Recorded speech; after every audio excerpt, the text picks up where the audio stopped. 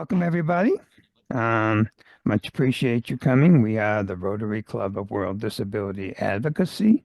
We've been around for about 3.5 years now, and we are presently have members in 25 different countries. And we work on the human rights for people with disability on a global level. So much appreciate you all being here today. And since we are a Rotary Club, I find the four-way test is fascinating. Those of you who are familiar with the four-way test, and Jeremy will talk about it more in a minute, but it's fascinating because it's been around, Jeremy, for what, over 100 years at this point? No, not quite. It was first started in 1932, and it was adopted by Rotary in 1943. But it's old enough. That's 80 years. That's plenty. Yeah. It's fascinating to me because it's so good. It's so good, but it's up to interpretation. People interpret it different ways, but always people quote the four-way test. I'm letting people in as I'm talking at the same time. From a standpoint of people with disabilities, it has a special meaning too. And about 3 years ago, Jeremy wrote an article about it, and it was a fascinating article.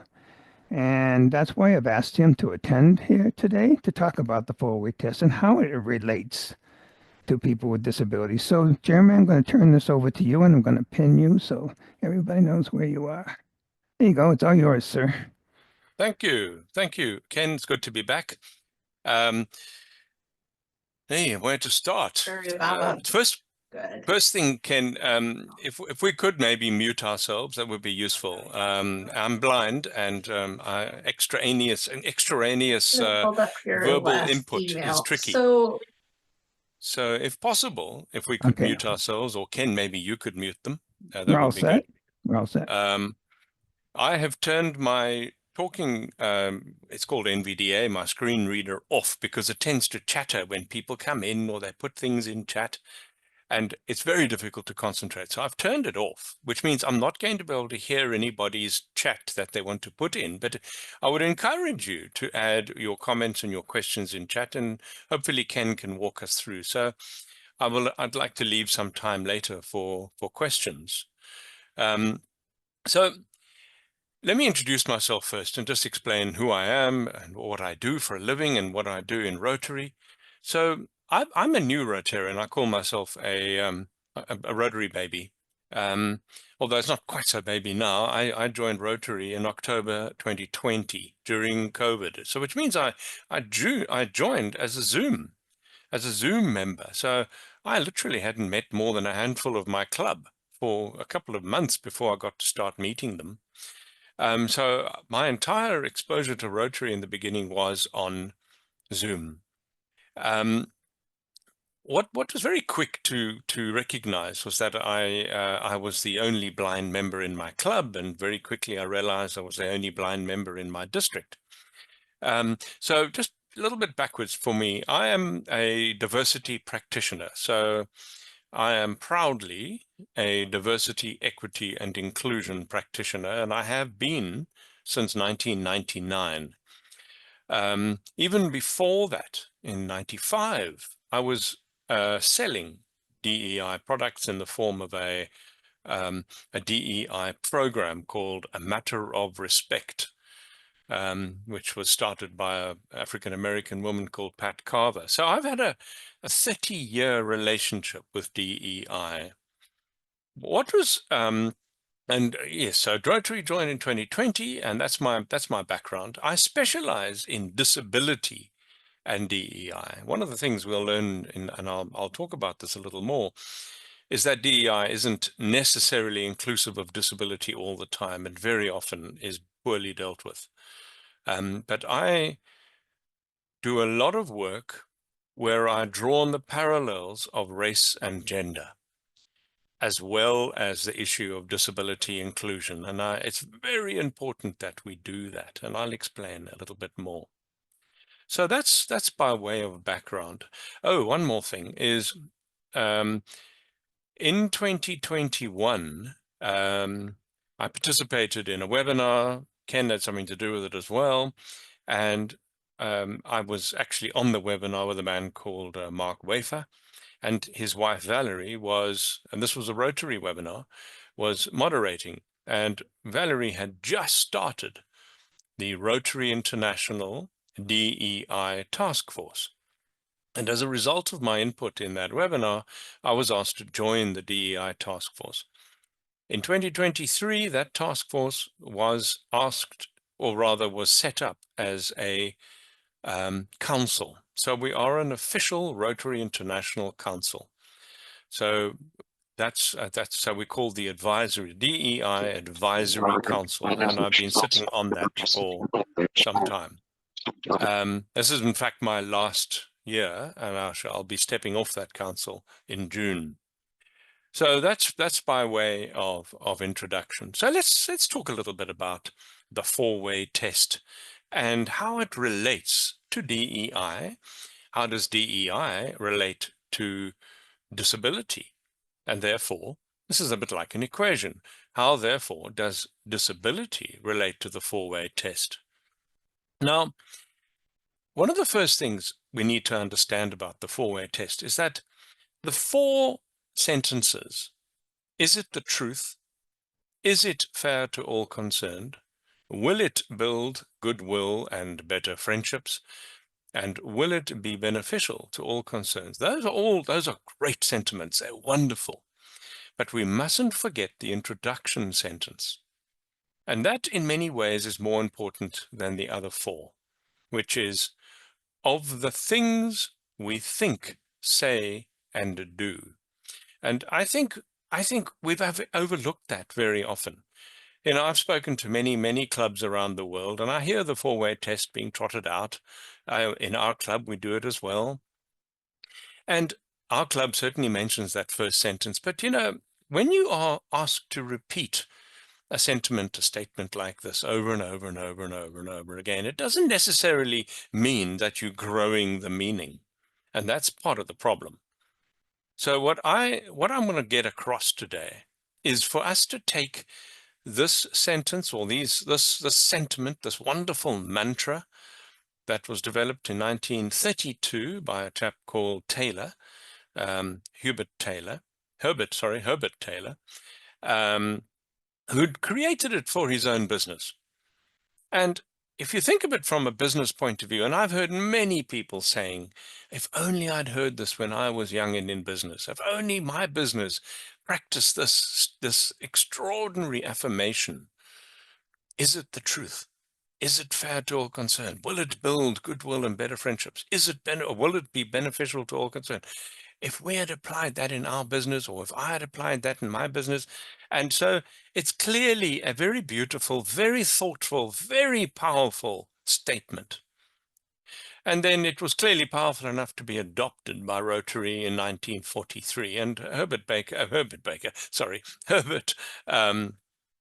Taylor later became president of Rotary International in 1954 and 1955. So he was obviously a very influential person in Rotary. So that's how Rotary adopted this wonderful statement. Now, I'm going to leave the statement for the moment, and don't forget that first part of the things we think, say, and do. That's the operative element to my mind, actually. Now let's talk a little bit about DEI. Now, you know, anybody who isn't had his head under a rock will know that DEI is particularly in the news, particularly in the United States, and has something of a bad odor about it. Just saying the words enrage people. Staggering to see the level of enmity towards this term. And what I think is interesting is that very rarely do we break the words down enough. That acronym has become almost a swear word at the moment. And it's unleashing enormous destructive power in the attacks leveled against this harmless acronym. And what we need to do is we need to break it down and understand. So there is DEI, diversity, equity, and inclusion. Or you can have DEIB, diversity, equity, inclusion, and belonging. Very good. And then my personal favorite is JEDI, JEDI, stands for justice, equity, diversity, and inclusion. Now, if we say the words more than say the acronym, they lose their scariness, because you have to then interrogate each word a little more, which means you're applying your mind. But by simply trotting out that DEI does this and DEI does this, you're not applying your mind at all. So now let's unpack DEI a little bit more, or diversity, equity, and inclusion. And we need to look at ourselves from a disability point of view. We are well, I say we because I have the privilege of being an honorary member of this club.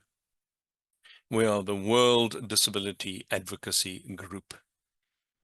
And we need to see, how do we fit into the DEI narrative, the diversity, equity, and inclusion narrative? Now, from an academic point of view, there's absolutely no question that we belong. There's no question that disability firmly fits into the diversity, equity, and inclusion narrative. No question. Diversity, are people with disabilities included within a diversity context? Of course. Do many people with disabilities require equitable management or equity in some form to be able to belong easier? Of course. Do we wish to be more included? Of course. So it's academically, it's a no-brainer. But what's very interesting is those that peddle DEI, consultants, trainers like myself, sadly, the majority of them don't deal with DEI, with disability within the DEI context well at all. Because the majority of the energy, and this is not an accusation against those people or those elements, but the majority of the energy in DEI is in fact race and gender and LGBT, and disability is very, very, very often left off completely or badly dealt with. And you can spot it if you were to listen to a consultant who doesn't really know what he's talking about. You can see the language he's using is things like otherwise abled and differently challenged and nonsense like that. And so the moment you hear that, you realize that you've got somebody who doesn't really grasp the modern context of disability. Those in the room, if we could mute, I would be grateful. Very difficult to speak. Thank you. So two things. Academically, yes, of course it belongs. Practically, realistically, it's left off.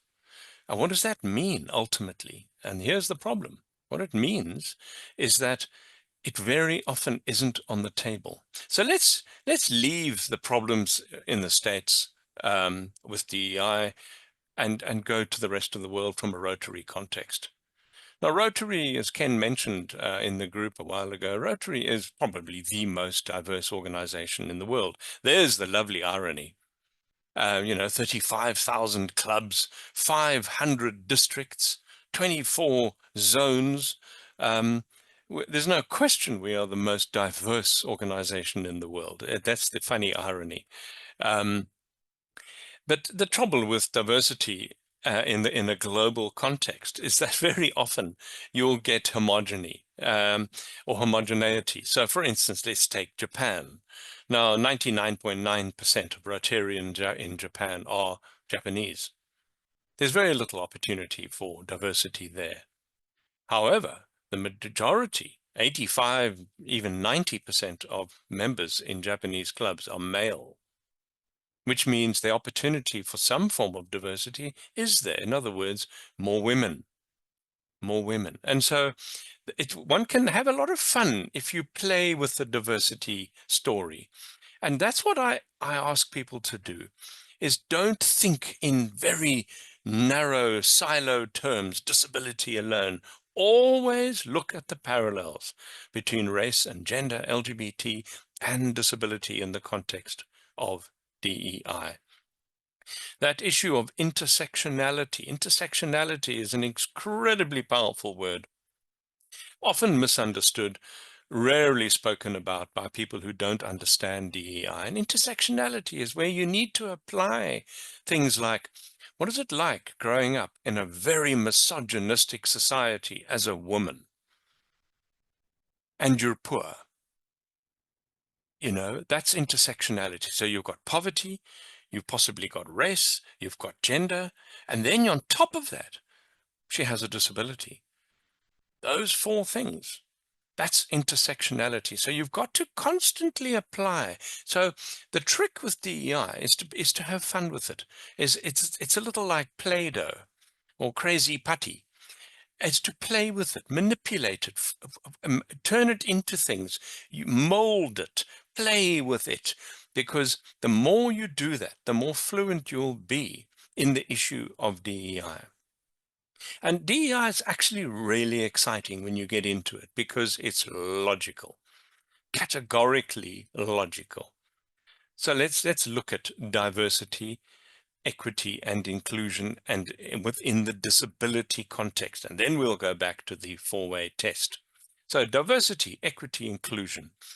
And then, by the way, think about accessibility as well while you're about it. Somebody wrote a very clever thing the other day I saw on LinkedIn, is accessibility part of DEI? Once again, academically, absolutely. So let's prove it. Let's prove it. So diversity. So what would greater accessibility do? Well, it would allow for different people to be able to belong, to come in, to be part of. It would increase the diversity because instead of rejecting and pushing people away, it would encourage greater participation. That's diversity in an access context. Equity? Equity is not the same as equality. Equity is the things we do to be able to allow a person to participate equally. So inviting a person to just giving an invitation to a person in a wheelchair to a dance is one thing. That's equality. Encouraging them to get on the dance floor, that's equity. There's many ways, there's lots of quite amusing and interesting ways of unpacking the difference between equity and equality. But equity requires some work, and accessibility, definitely. That's the whole point of accessibility, is to apply equity so that the individuals, so that's almost the practical element. So the equity, the equitable application of accessibility allows people with physical disabilities particularly to enter. But access, of course, is way broader than just wheelchairs and ramps. So there's many, many things where we could apply greater equity in order for people with disabilities to be able to participate in society, not just in the workplace, but as consumers, as consumers, as business people, as scholars, students as well. And if you fail to apply that equity, then they will not be able to have the same chances. And then lastly, inclusion. Well, that's exactly what access does. Access ensures inclusion. Without access, you can't have inclusion. And so just see how I've played here. I've just used one element of the disability narrative, which is accessibility, and I've demonstrated how important it is to insert into the DEI story.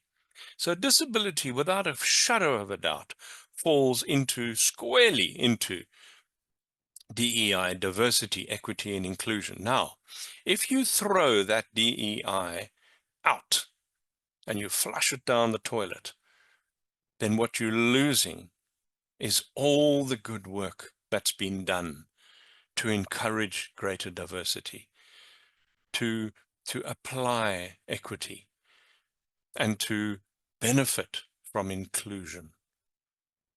So I'm very passionate about this, as you can probably tell. So now let's have a look and let's play a little. Now let's do a little matrix, and we'll look at the four-way test, and we'll look at diversity, equity, inclusion, or we can just look at the disability issue and see how it fits in. So here's the first one.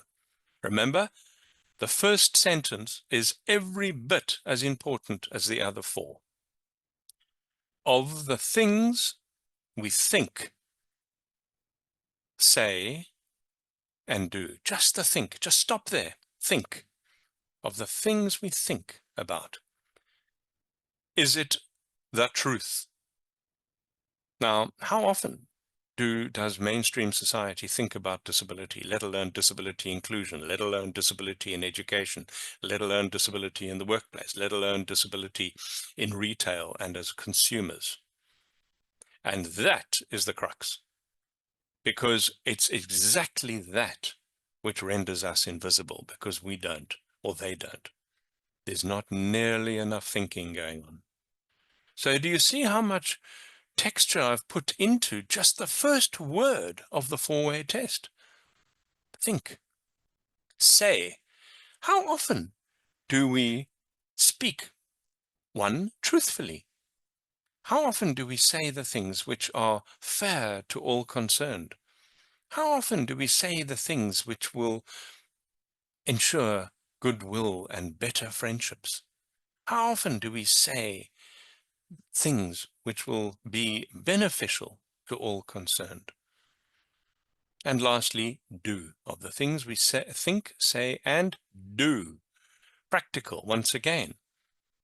And you can apply it. So you can see where I'm going with this. So I encourage you to play with the four-way test in your clubs, with your friends, and because the only way we're ever going to succeed in this game is if we increase the conversation about it.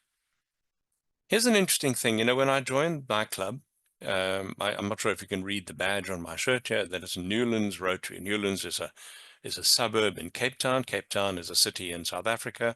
And the district is 9350. And what I noticed was how many people were coming to me and saying, you know, I've never spoken to a blind person about this or that. I've never had to guide a blind person. Will you show me how?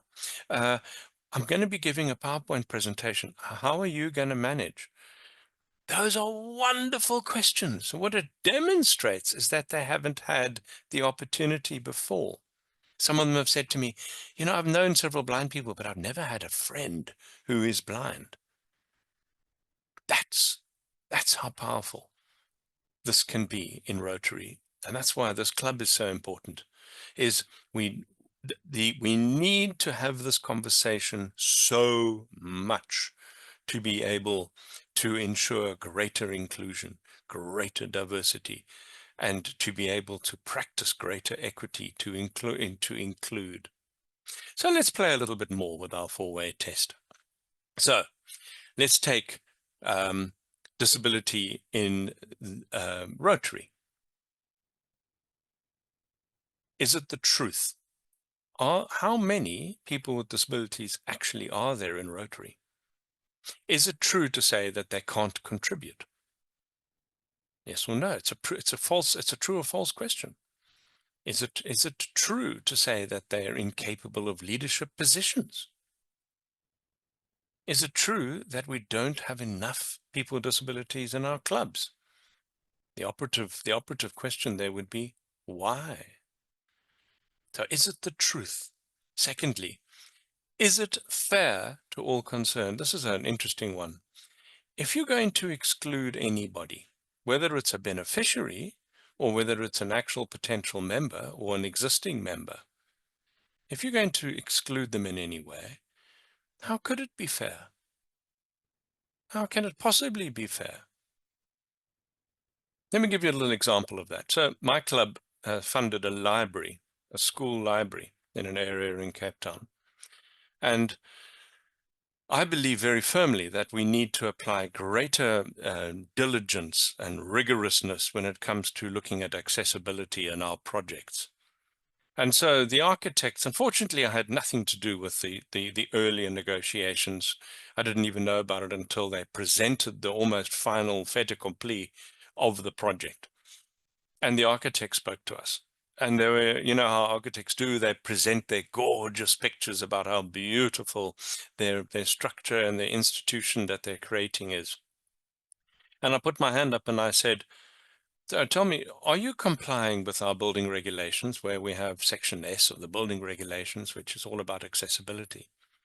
And they sat there with a mouthful of teeth and they couldn't answer me, because the architectural community hasn't, in fact, spent nearly as much time understanding the issues of Section S of the building regulations. In other words, accessibility. And we're not the only country where that's a problem.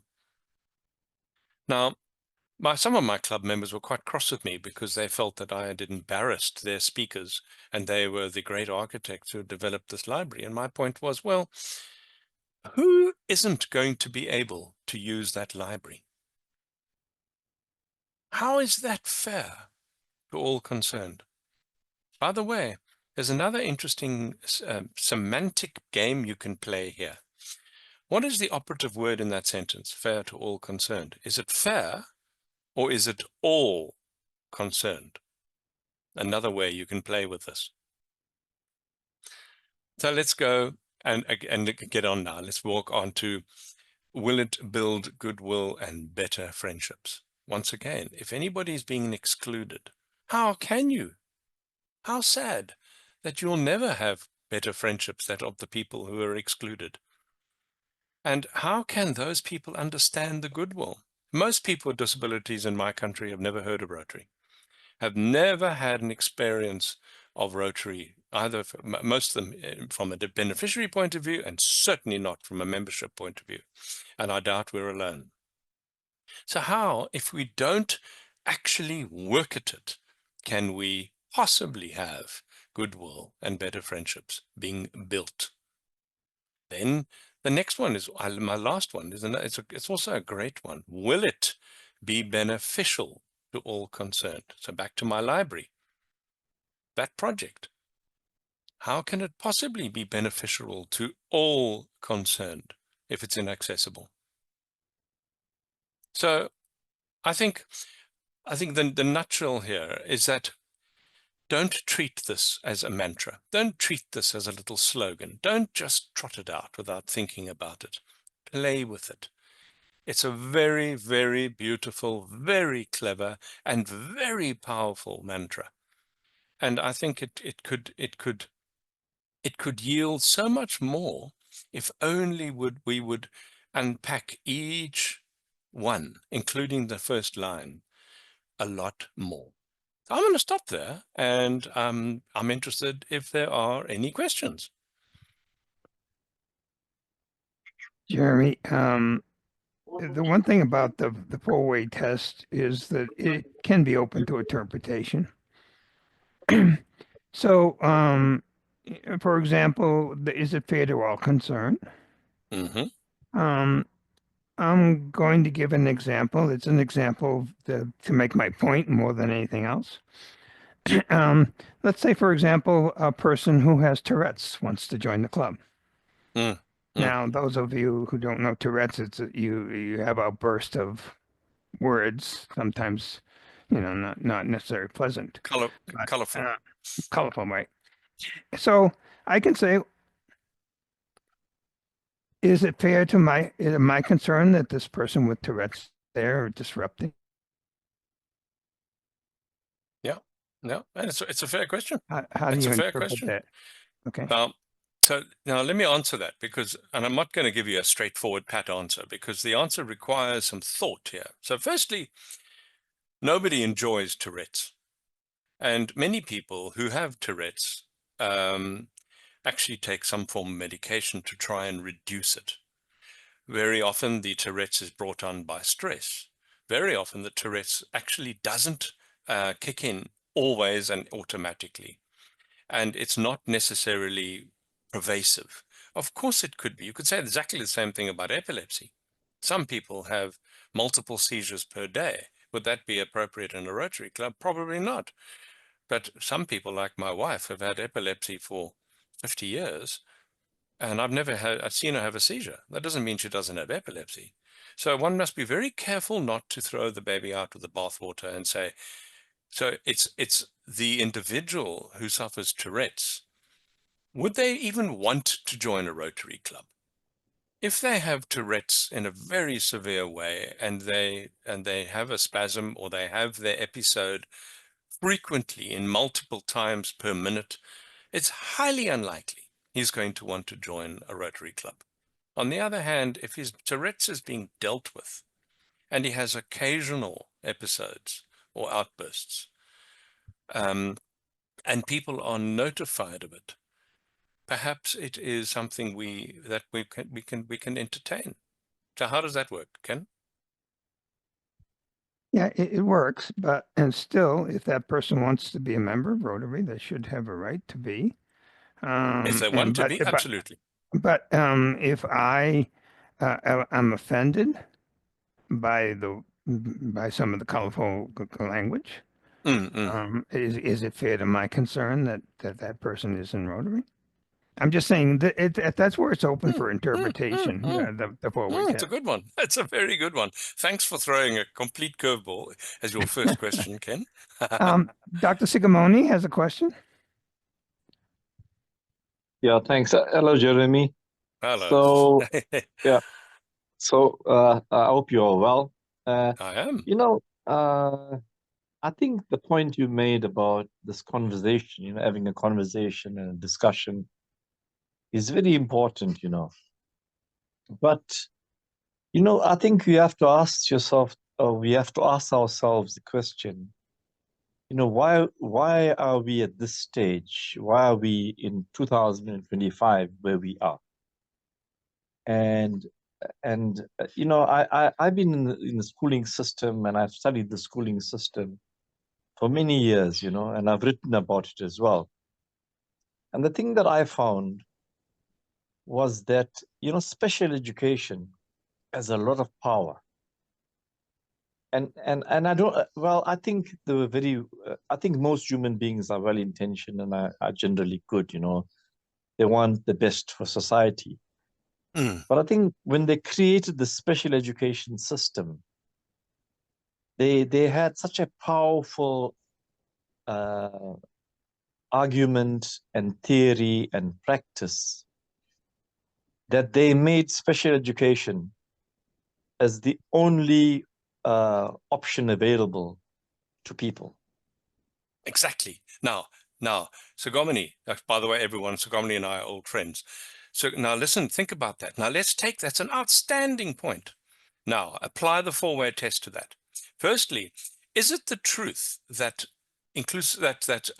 special education is the only form of education for people with disabilities? Well, I don't think so. Exactly. That's think, enough. I don't think so. So next one. Is it fair to all concerned that everybody has to be lumped into the special education model? Definitely not. Thank you. Will it build goodwill and better friendships amongst those people who are forced to go through that with no alternative? Well, Jeremy, I think that what we have to ask is, how do we undermine that narrative? I agree with you. Yeah. I agree with you. Yeah, I know you do. But we have a lot of people in our system. I listen to all these people talking, but they seem to be deeply skeptical. And we've been talking about this for such a long time, right? And we need to respond to this in a very substantial way. That's my point. We need to respond to it in a very substantial way. And I like your idea of the discussion and conversation. Yeah. Thank you, Sugomini. I mean, Sugomini is one of the most thoughtful people in this area. So it was a pleasure to dialogue with you on this, and the last one we never finished was beneficial. Will it be beneficial to all concerned? So let me tell you a little story. So I got a call one day from a chap who said, Lisa, help him find a job, 40-something years old. I said, have you worked before? Sure, he said, I've been in a call center. I said, well, why? I know they let us all go. And I know it was true. The company had let them all go. It's a thing they do. So I said, okay, send me your CV. So I sent his CV on to a company hiring for a call center, and they bounced it back and they said, he hasn't got a matric. So that's the equivalent of a grade 12. He hasn't got a matric. We can't entertain him. I said, he's got 20 years on a call center. What possibly? So no, he needs a matric. Now, why this story is important here is, will it be beneficial to all concerned in this context? So a thing like special education can be an extraordinary gift to countless million people with disabilities, but not all of them. Some of them don't belong in that special education. Some of them need to be included in inclusive education. And so that's why it's important to discuss this and not to be too homogeneic. And that's one of the big problems with able-bodied people, is that they try and put people with disabilities into binaries. You either are or you aren't. You're disabled or you aren't. And that's it's a terrible trap, because there is simply not enough known, particularly in things like education, to be so veneer and so thin in the discussion. And so discussion, drilling down, is I absolutely essential. But if you apply the four-way test, it's actually a great tool. You can have a lot of fun with it, as we just have. Thanks, Isogomini, very much. Just a Are there any final other point, questions? Jeremy, if you don't mind. Yes. Just a Yeah. final point. So about 2 Saturdays ago, I was in Nyanga, and That's a which you're township. familiar with. Yeah. Yes. And I was talking to the Black Disability Forum. And Okay. I must say I was very intimidated, because, I definitely couldn't share the pain that they have. I couldn't share that. I have no experience of it. But the one thing that occurred to me is that some of the people sitting there could have been geniuses. And I told them that. But the negative identity construction Yes. is something that has caused so much of damage. That's just my final point, Jeremy. Thank you. And I'd like to touch on your final point, because it's so important, because it brings into this issue the intersectionality question that I mentioned earlier. So intersectionality is where various elements of our societal life bump into each other. Now, in this context, we have an unfortunate term for various areas, and they're called townships. In the apartheid days, they were restricted areas for living. They're no longer restricted. You don't have to live there, but the majority of people are sub-economic and tend to stay. Now, sub-economic is the clue there. And so you've got the element of poverty, and you've got a legacy problem of poor education because of apartheid. And so and then on top of that, you've got a disability. So now you've got a real intersectionality soup there. And I loved what you said. Some of those people could have been geniuses. Now, you could say exactly the same thing about a poor district in Montgomery, Alabama in the 60s. Some of those people could have been geniuses too. And they will never know. They're dead now, probably, or very old, and didn't get the chance. And that's why DEI is important. That's why concepts of critical race theory are so important. We need to have a similar term to the disability narrative. You've got to engage. The most important, when I teach this stuff at corporates, is engagement. If you don't engage with the issue, you're just brushing it away and you're sweeping it under the carpet. Conversation is important. Who's got another question? Florence has a question from Florida. First, before I say what I have to say, could you tell me what is critical race theory? I don't know if you've ever seen, have you ever seen a picture of the Montgomery Five going into that school in the 60s? Yes. These five, right. Have a look at that picture in your mind's eye and have a look at the faces of the white people screaming at those children. Yes. One of them is a woman. Her mouth is wide open. And you can see the invective coming out of her mouth, even though it's a black and white picture, and the hatred on her face. Now, you need to ask yourself, so did one of those kids ride over her dog? Did one of those kids crash into her car? Did one of those kids violate her daughter? Why did she hate those children? Did she know them at all? Now, when you've got a framework that harbors that kind of unadulterated hatred, that's why you need critical race theory, because she probably had no experience of young black children ever in her entire life. Her grandpappy probably fought in the Civil War. Other than that, she's got zero axe to grind, probably. And yet she found it reasonable to scream with the invective that she did. And they all did. Now, what do you think? She probably had a child at that school. What do you think that child? My daughter's a teacher in Utah. And that's not important, by the way, the Utah part. But what is important is that one of her kids, she found drawing swastikas on his page in his book. And she says, "Do you know what you're drawing?" He said, yeah, it's a swastika. And then he started doing quite a lot of uncomfortable racial stuff. And his mother admitted that his father has very strong opinions and he adores his father. Critical race theory challenges that historical legacy narrative. And if you don't, and if you dumb it down, then it will surface all the time. So that's critical race theory. Okay. Florence, if you have a question, go ahead. I didn't know. I wanted to pick up on your theoretical person with Tourette's. Yes. Yes. Okay. She or he has just as much right to be in your group as I do or you do, Ken. You are affected in some way by the verbal narratives. That's your problem. That's not her problem. She is doing her best to fit in some way, shape, or form. Yet you're rejecting her because of the way you perceive what she says. And that's the way life is. I, in a wheelchair, don't fit in to all able-bodied people for various reasons. One, I can't go with places with steps. Two, I don't want to take their looks anymore. Three, I know my mouth is going to get me in trouble. So four, I stay away. There we go. There we go. Yeah.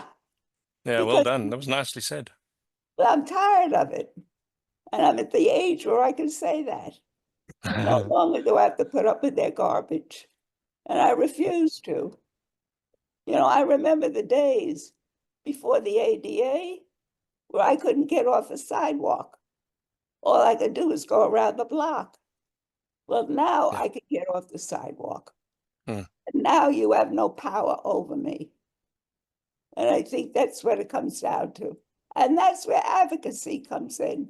And that's what everybody's got to learn. That's all I have to say.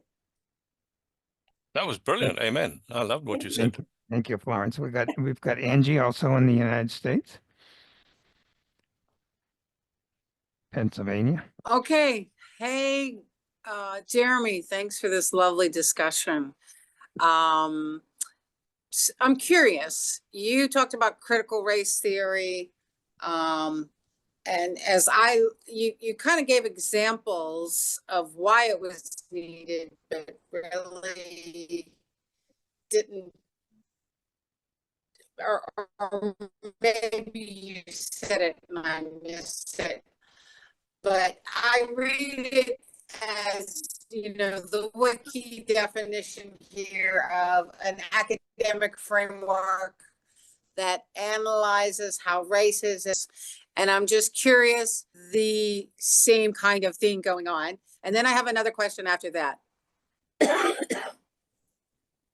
Now, unfortunately, I struggled to hear you just at the time when you were asking the most poignant part of your question. I couldn't hear. It was doing one of those Zoom things, and you were going. You sounded like a golden retriever. Could you could you repeat the question? So, does South Africa have the same definition of critical race theory, that its whole country is affected systems-wise and then down to the individual discrimination-wise, like the US does on critical race theater. So I mean, historically, of course, it's a very interesting thing. The African Americans in the United States are a minority. They're 13% of the population. In the 60s, they were 10 less probably. So they're a minority. So that's the first thing. In South Africa, we had exactly the reverse. So we had 90% of our people are African and other colors. And Sugomini, who's in this room, who is a professor, could not have married my sister. Sugomini could not have gone and lived next door to me. Sugomini couldn't have gone to my school. So we had extraordinarily racial segregation, and the trouble is it was legitimized by legislation.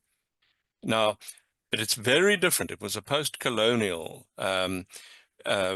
issue. So in America, where African Americans are genuine minorities, critical race theory is essential because you do need to apply equity when it comes to issues like that. Very much like women. Very much like women. And I've always used gender as an example, but thank you. It's a great question. Did I do justice to your question? Sort of. Sort of. Oh, okay. See that different there. But I want to segue onto that is that, again, we're only talking the US, and you're saying it's very critical, speaking from South Africa. So I take the view that it's largely the other and power theory versus race, that you could substitute it. Say if Black South Africans, like you said, had the power, and of course they did not. They did not. No. No. All this time because they were a majority and impacted the minority.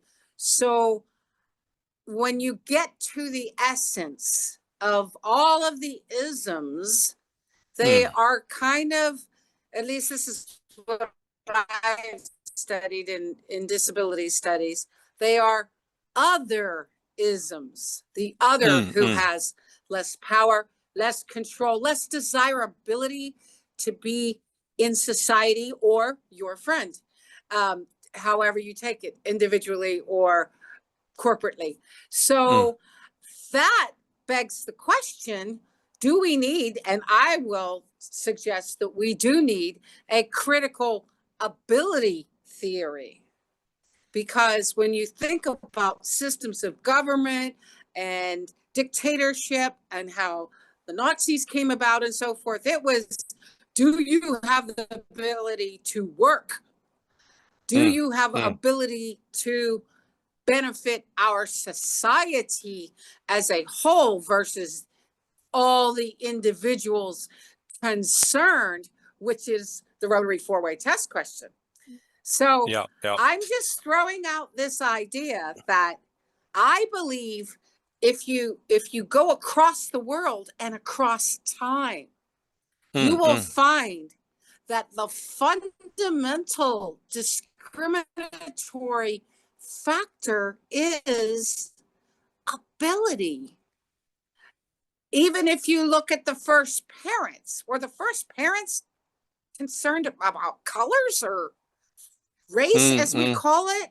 I mean, to me, we're all one human race of different beautiful varieties and colors and cultures and ethnicities and genetic lines. And that like eliminates this race, the divisive word, and brings us all into one human race with all of our amazing characteristics. But ability predicates everything. Are you able to get that good education? Are you able to, because of a disability, access these things? There we go. So, exactly right. I strongly would love to work with you to develop a critical ability theory that really applies across the world, across time, and in all generations? Well, the answer is it exists. It's called DEI. That's exactly what it is. It's a critical ability theory. And so Well, that's the whole like point. you said, the DEI, the mouthpieces get so much Yeah, but on that's only the in, race yeah, and gender. it's true, but that's what it means. Diversity, equity, and inclusion will ensure critical ability. Will ensure, accept. Yes, Ken. I don't want to get too far off the subject here, Theoretically, yeah. okay? Yeah, no, thanks, Because Amy. we're basically Okay. talking about the four-way test and how it relates to Sure. disabilities, Sure. and Sure. Rotary here. And so I don't want to get too far off the subject. I just urge people not to do that. This is a fascinating conversation, but the focus is on the four-way test and Rotary here. So, Sure. Sigamoni, Dr. Sigamoni? Yeah, so I'm going to not hog the conversation. I apologize, but so Angie's point, about the ability theory and then Jeremy's response with the DEI. When I wrote my book, and the first thought I had, I just want to say this to Angie. When I finished my book, the question I asked myself is, why are we in this situation? And then I was in India and I spoke to this Indian professor who said to me that it is a colonial gaze. It's a colonial gaze that shapes identity. And so, Jeremy, I think this is deeply ideological. It's deeply ideological, and that we need to confront it and we need to produce knowledge. I think it's very important. Yes. And I just want to say finally, as a South African, I'm so happy that I said this before. I'm so happy I grew up in South Africa because it taught me to be non-racist. It taught me that everybody has the potential to succeed. We just have to create the opportunities. Thank you. Good. Okay, we get your name, brother Jeremy Warner. Oh, are you kidding? Hey, Jeremy. Hello, sorry, it took me a moment to unmute. Okay. Bravo, Jeremy, that was a wonderful presentation. And forgive me because I've had some distractions here, but how utilizing that four-way test, how would you respond to people who say that DEI has been weaponized, or regardless of which side they feel it's been weaponized by, or that it is affirmative action on steroids? Yeah,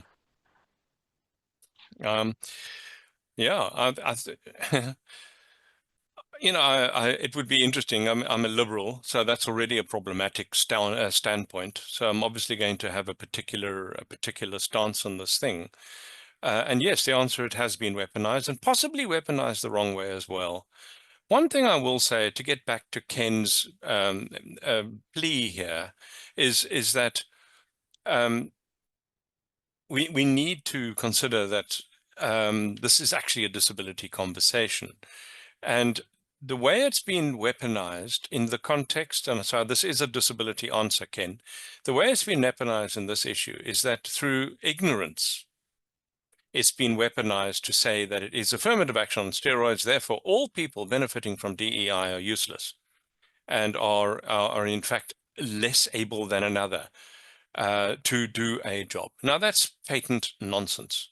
Patent nonsense. And the reason that people are doing this is because many people who are idealistically driven are lazy and aren't applying their minds. The DEI is why I keep saying, don't just say DEI, say what it is. It's diversity, equity, and inclusion. And you break some of the weaponizing power when you do that. And you need to sometimes, for some people who simply don't understand, I'm telling you now, most of the people who weaponize DEI think the E stands for equality. And they don't understand the difference between equity and equality. And what this boils down to is that we don't have sufficient understanding.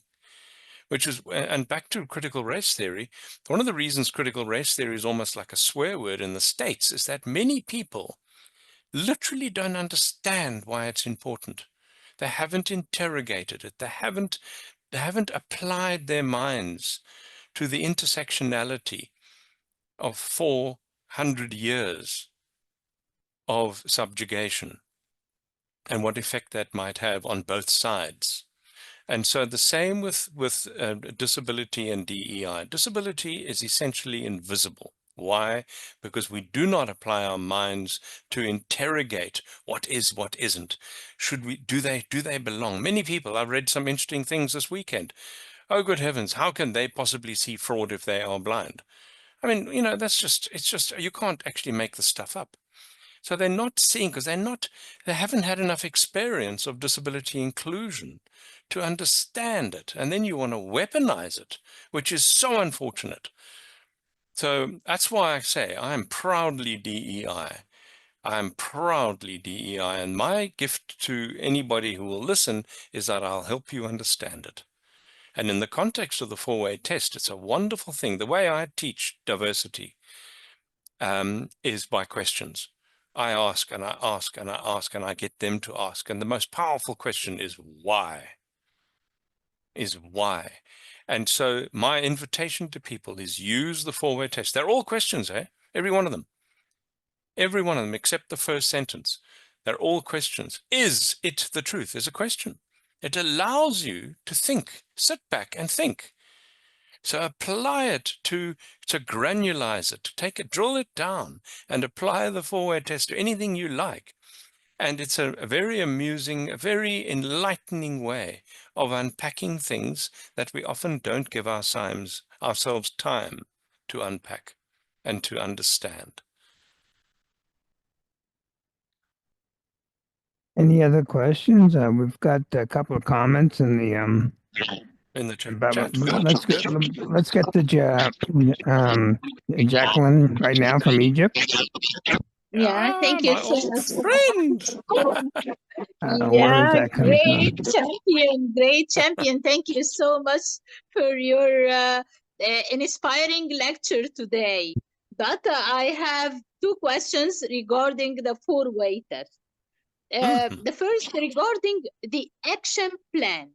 Do you think that the action plan will be beneficial to all concerned disabled and abled persons all over the world?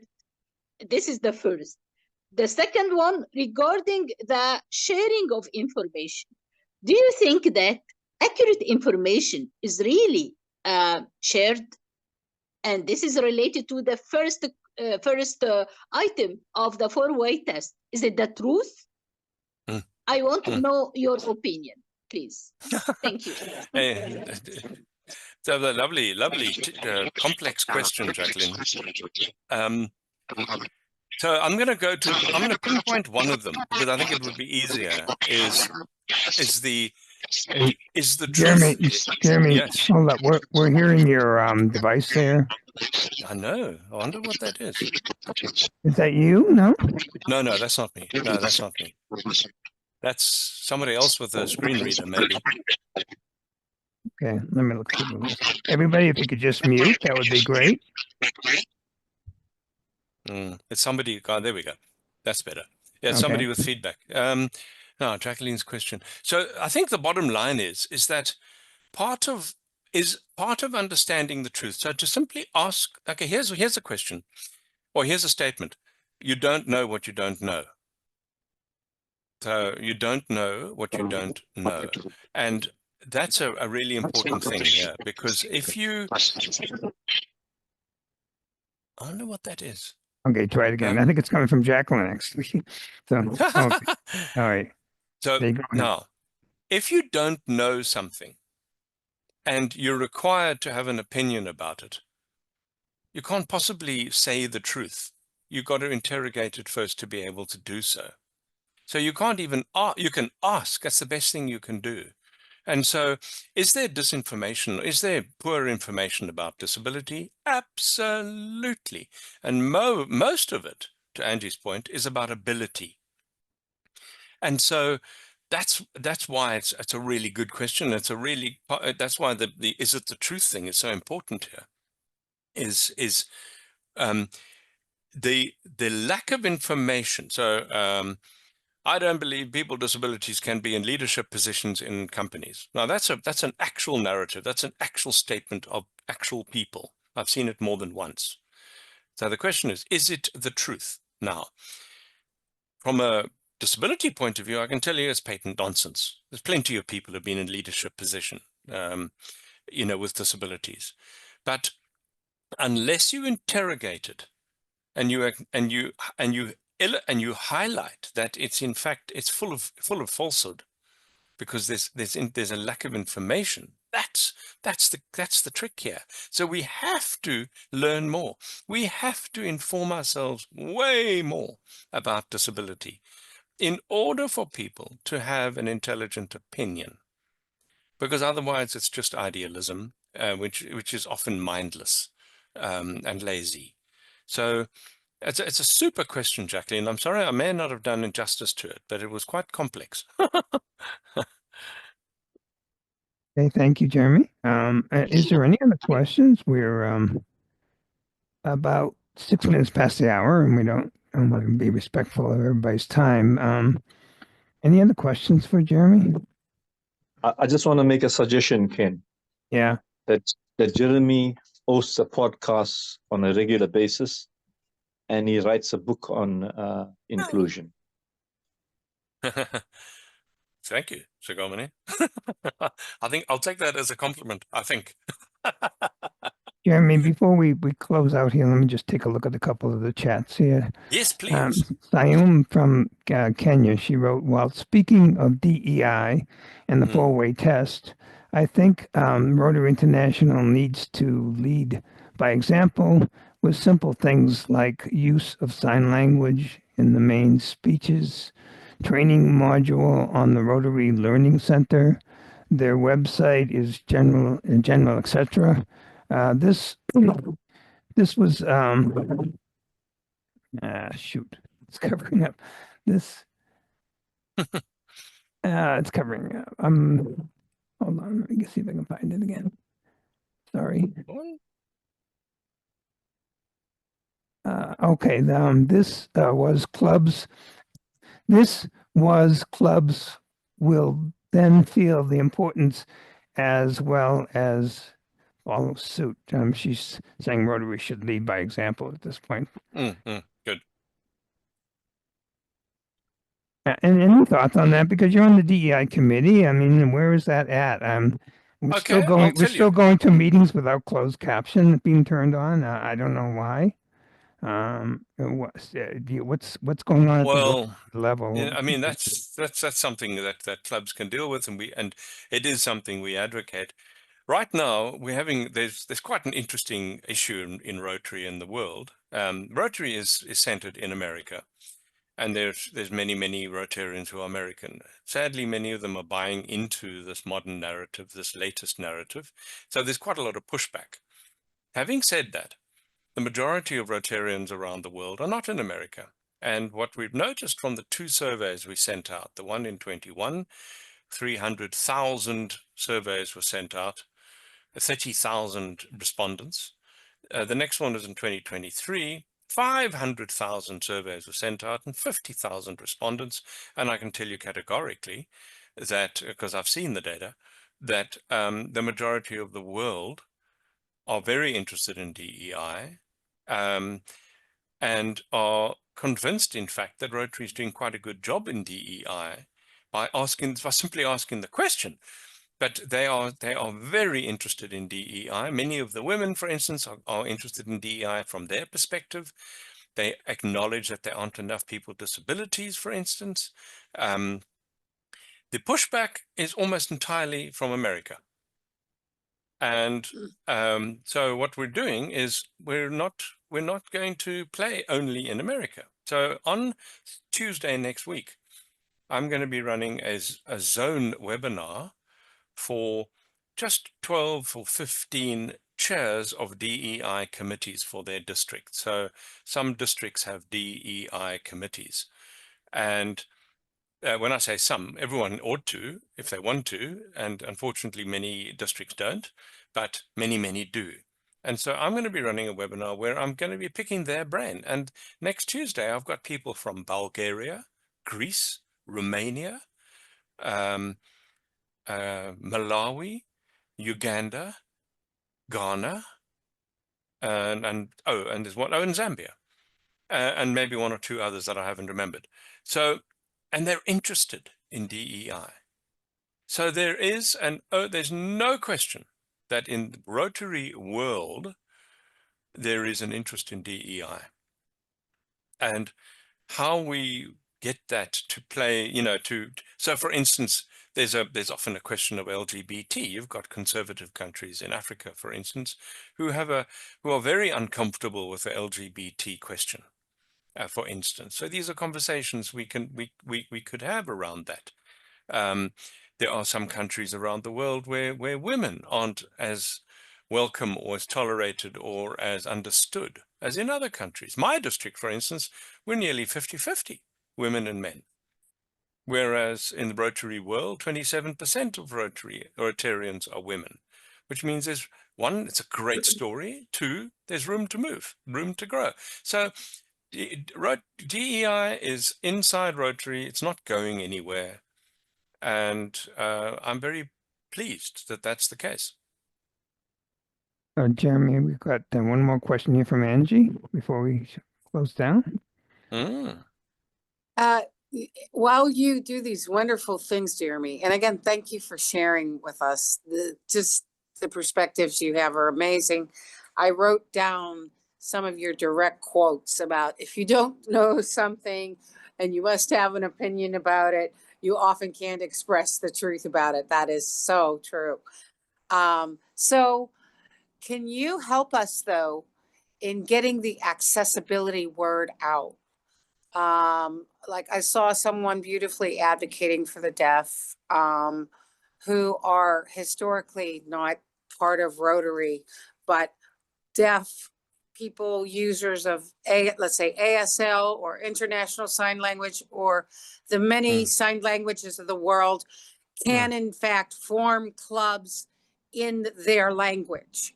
That being a language issue as far as bringing in the deaf community who do sign. But for most of the rest of the world, like actually in the United States, we have certain government standards for videos to be put out, to be captioned and audio described, excuse me, for blind people and low vision users. So we would really like, I mean, I, as a member of this club who's incessant on accessibility being part of the equation, because if you don't bring that into the DEI, people don't know about it. They think, oh, well, we've got the token person with the wheelchair here. What more else do you need? Or we've got the building to be accessible, but we need the sound to be accessible in the rooms, or we need, for those who are deaf, interpretation in those conference rooms where people can access the wheelchair. Do you see what I'm saying? Like all those other aspects are lost. So definitely when working with DEI, as you are on the committee, I also explored some of the courses of DEI that are within Rotary Club and available to us as members, and hardly a mention of disability needs and accessibility. And it needs to be ramped up just considerably to make sure that people with disabilities are on the main stage, not the token person with a disability is at the table, that all of our needs are served in order that we can have and establish clubs or be part of clubs as we desire. Thank you. And you're right. You're absolutely right. Lots to do. So yeah, you know, that's the one thing I have learned about Rotary is that this is a monumental machine. And so it is actually quite challenging to get messages out there. You know, and the trouble is, a part of the problem is that I'm in a DEI committee, which means that there are elements to deal with: LGBT, race, gender, you know, and disability. So there's so much to do, and I can give you one example of some progress. Is that the Rotary International website is more accessible now than it used to be. I've spent a great deal of time working with them on, especially in the Learning Center. It's now, the Learning Center can now be accessed by a mobile phone. That's not necessarily get to do with me, but that's so much more useful to so many more people around the world. And so it's on the map, which is so nice. It's really, really good. So thank you for your tips, and I will. You're absolutely right. I would love to put a universal access course on the Learning Center, for instance. So you're giving me an idea. But thank you, Angie. I think we are very much over time, Ken. Yep. Thank you very much, Jeremy. Much appreciated. I knew it would be a fascinating conversation, and I love fascinating conversations. So it was much welcome. Hopefully, people got some time to think about some of the things you have to say either now or in the future. I'm happy to say that this club, the Rotary Club World Disability Advocacy, I think it's the most diverse club in history of Rotary. We're in 25 countries. We have a 50-50 men to women ratio. 80% of the people in the club have a disability. I don't think any other club can say that. Not even close. Well Yeah, done. I think we're the most diverse club in the history of Rotary. I really do believe How that. many members do we have? If you count in the honorary members, we're up to about 50-55 members at this point. And it's So, growing. It can't. It's not. yeah. It's going to grow. I got a list of about 20 people want to join right now. So, much appreciated. And you were here right in the beginning, Jeremy. The story of you and I meeting is fascinating, but I'm not going to bore people with it. And much thank you. Thank you, everybody, for coming and listening to Jeremy. And certainly, Jeremy, how do we get in touch with you if somebody wants to get in touch with you? Well, my simplest email address is jeremy@disabilitydesk. That's disabilitydesk.co.za.